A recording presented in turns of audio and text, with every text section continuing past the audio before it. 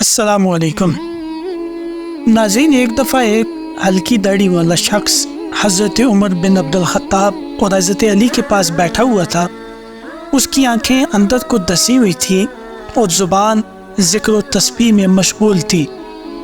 حضرت عمر نے اس سے پوچھا کہ آپ کی صبح کس حال میں ہوئی؟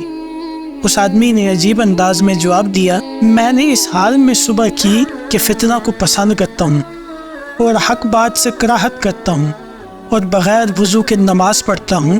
اور میرے لیے زمین پر وہ چیز ہے جو آسمان پر اللہ کے لیے نہیں ہے۔ یہ سن کر حضرت عمر طیش میں آ گئے اور اللہ کے دین کی خاطر انتقام لینے پر آمادہ ہو گئے اور اس آدمی کو پکڑ کر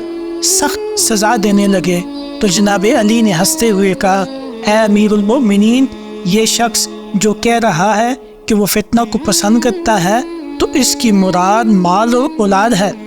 جیسا کہ اللہ تعالیٰ قرآن پاک میں ارشاد فرماتا ہے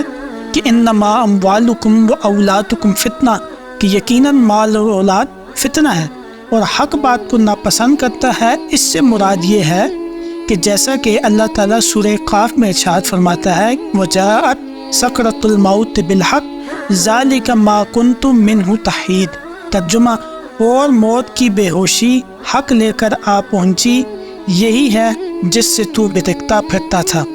اور بغیر وضو کے نماز پڑھتا ہے، اس سے مراد اس شخص کی یہ ہے کہ یہ حضور علیہ الصلوۃ والسلام پر درود بھیجتا ہے۔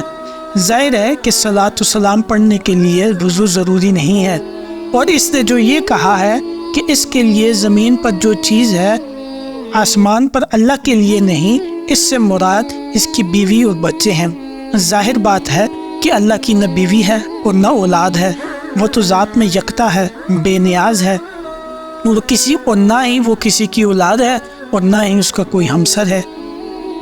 یہ سن کر حضرت عمر بن عبد الخطاب کا چہرہ خوشی سے دھمک اٹھا اور ہونٹوں پر مسکراہٹ پھیل گئی۔